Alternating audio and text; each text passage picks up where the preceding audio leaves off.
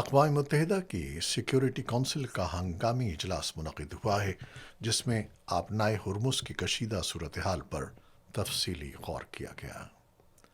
اجلاس کے دوران اس بات پر بحث ہوئی کہ آیا اس اہم تجارتی گزرگاہ کو کھلا رکھنے کے لیے طاقت کے استعمال کی اجازت دی جائے یا نہیں۔